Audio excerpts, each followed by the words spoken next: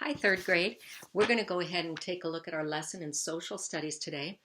Now, we looked at a product map yesterday and land use. And products, in order to help us, we have to be able to use them. And people who produce them or make them have to be able to sell them. So oftentimes we have to advertise.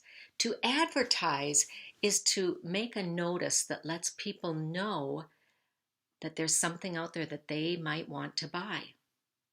Now, some advertisements have a lot of interesting ways to try to get people to buy their products. Sometimes they put facts, sometimes it's opinions, and sometimes there's a mix of facts and opinions. And we need to be able to know the difference between the two if we're going to make a smart choice when we're buying something. Sometimes we might be looking for something like a new TV set. Well, we might want to compare and see which TV set is the right one for us. So we're going to look at some of the advertisement about those television sets, and we're going to try to figure out which of these statements about the television set are true and which are opinions. And then we're going to base our purchase probably on what's true. But those opinions sometimes really get us excited. Sometimes opinions come from people who we might recognize, like superstars, sports stars, or movie stars, or singers. And that's called an endorsement when we get somebody who endorses a product and says, I use this product and I love it. Sometimes if they're acting, they're just acting. They don't really use the product, but sometimes they do. So we're going to go on to page 410, how to tell fact from opinion. Earlier this week, we had fact and fiction, things that are true and things that are not true. Facts can be proven to be true or false. If somebody gives you a fact and says this is a fact, you can go back and check to see if it's a fact, if it's true. An opinion now, usually there's some clues. It might be words like better than, more than, the best. It might be words that tell you that this is what someone thinks or feels. I believe, or I feel. So let's take a look why it matters. To make good decisions, you need to know when a message tells you the facts. Many advertisements include both facts and opinions. A fact is a true statement. It can be proved. An opinion is a person's belief. It's how they feel about something. Opinions may be supported by facts, but they cannot be proved. Someone else might disagree with your opinion. If you say, cats are felines, they are the nicest pets in the world. Well, it's a fact that cats are felines, but it's an opinion that they are the nicest pets in the world. Some people might prefer dogs, or some people might prefer birds.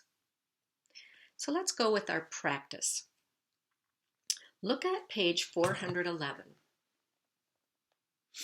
What we see at the top is an example of an advertisement. Study the advertisement on the next page. Read each message and ask yourself, can this statement be proved? And then we're going to answer some questions. So this is an advertisement for a telephone. Let's start at the top of the poster. Talk with your friends anytime with this amazing cell phone. Well, it's a fact that you can talk with your friends. If it's amazing, I'm not sure. That's an opinion. Next, it's better than any other cell phone. There's that clue, better than, worse than, nicer than, best. Better than tells you that's an opinion. People can talk from any distance. Now that's a fact. But that doesn't mean that it's necessarily correct, because sometimes you can get so far away that the signal might be lost. But can we prove it or disprove it? It's a fact. It glows in the dark. It is small enough to fit in your pocket. Glows in the dark. That sounds pretty cool. But that's a fact. We can check it. We can put it in a dark room and see, does it glow in the dark? It is small enough to fit in your pocket. That's easy to check. We can just see if it'll fit into our normal sized pocket. Let's see, down at the bottom, once you use one, you won't be able to live without it. It comes in many different colors. Oh boy, we've got some fact and opinion there to sort out. Once you use one, you won't be able to live without it. That's somebody's opinion, and it is a big exaggeration. What about it comes in many different colors? We can check and see. I know it comes in blue and green. Maybe it comes in white or yellow or red. But we can look back at the website, or we can go to the manufacturer and find out what colors does your phone come in, and we can check to see. Is it a fact that it comes in many colors? Now, we're going to go into our workbook. Tell fact from fiction. Page 115. Write an advertisement for a new product. Include at least 2 facts and 2 opinions in your advertisement. Underline the facts and circle the opinions in your finished advertisement. Plan it by first answering the questions below. Now, number 1 asks, what new product are you advertising? If you already have a product, or maybe you and mom are talking and you come up with an idea, go ahead and write down your idea. And then number 2, who will buy your product? You don't want to make a product that nobody wants.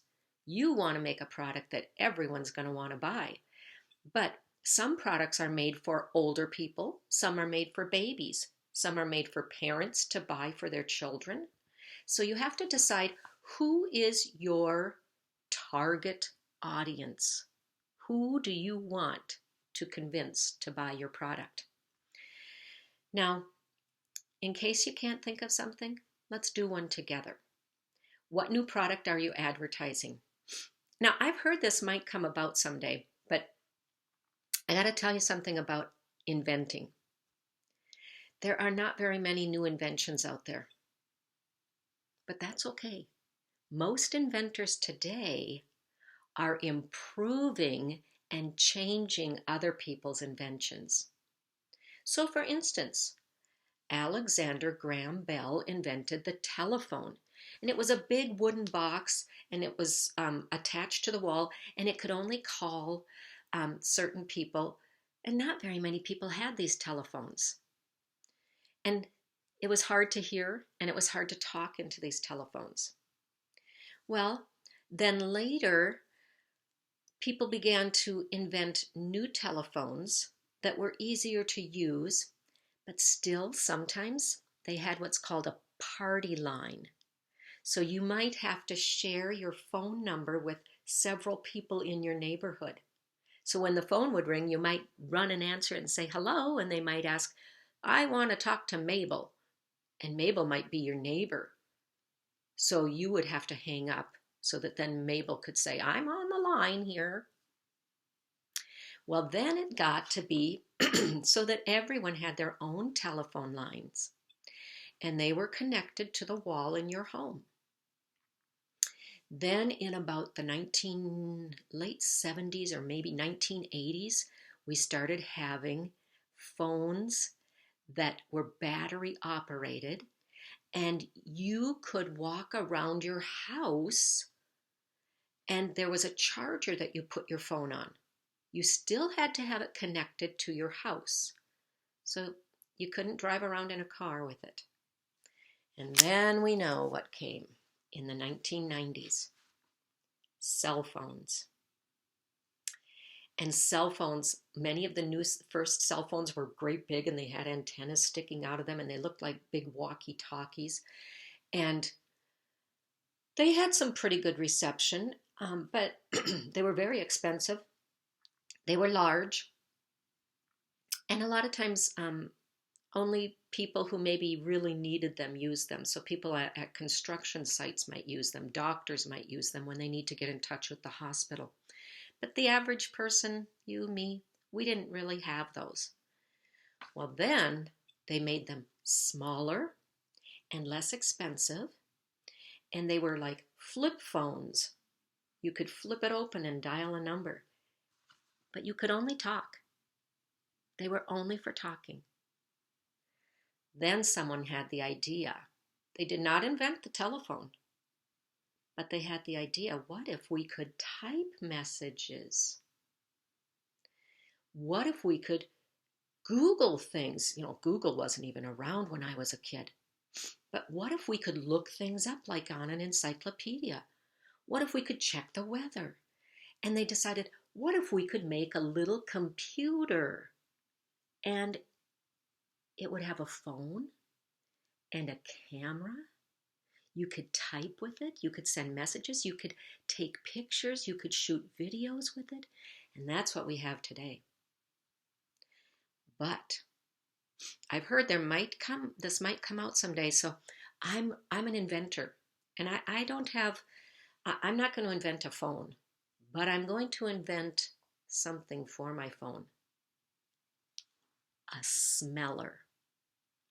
I'm going to invent something that allows you to smell things.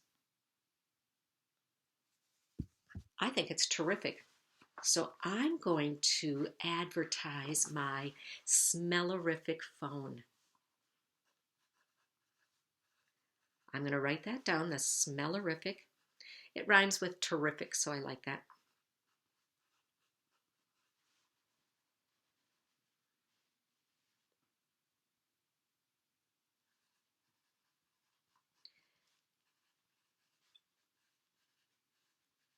I don't have to invent a whole new phone. I need to invent an app, an application.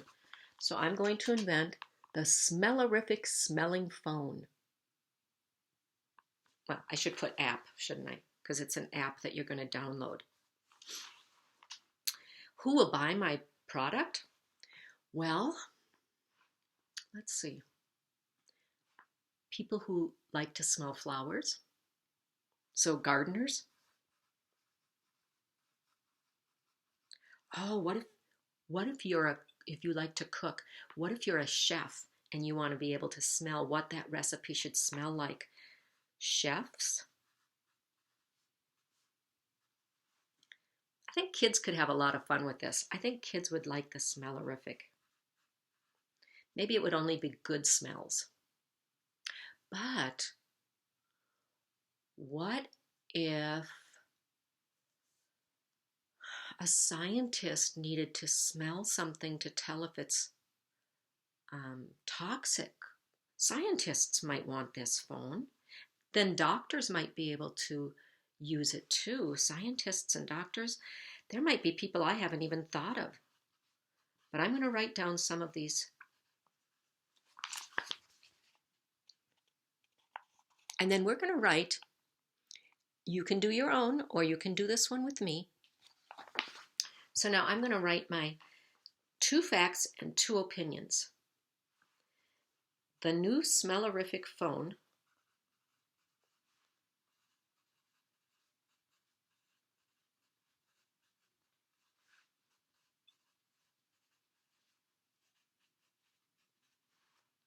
is terrific. because that rhymes with smellerific. You can pause this to write it down.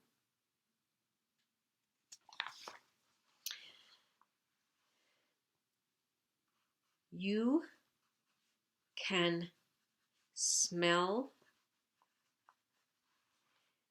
many things such as flowers,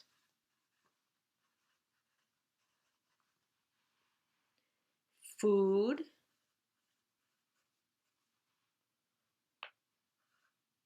or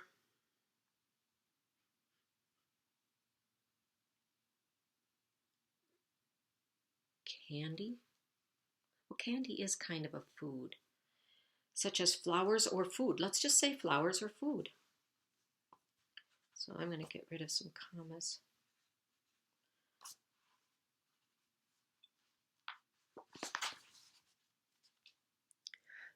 The new smellerific phone app is terrific! Exclamation point. You can smell many things such as flowers or food.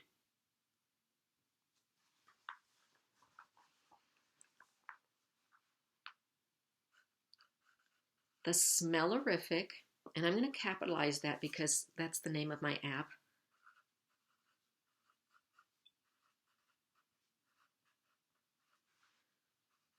will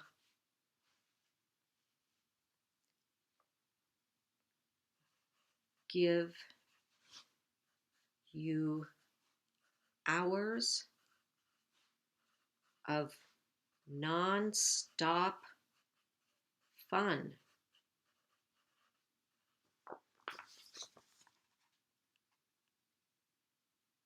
The smellerific will give you hours of non-stop fun.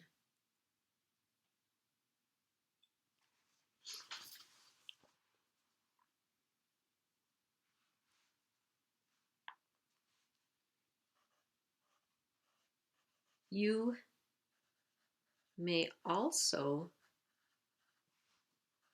use it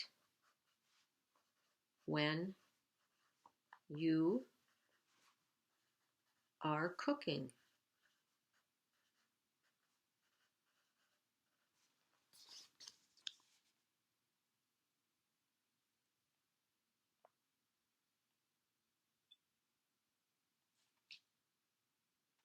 Now, here's your job. This is your assignment. We're going to go back to the directions. We included 2 facts and 2 opinions there. Your job, up in the directions, it says underline the facts. So you're going to go through and read this and find 2 facts and underline them. And then you're going to go back through and circle 2 opinions. So circle the sentences or the statements that are opinions, underline the statements that are facts. All right, take a picture and send it to me when you're finished.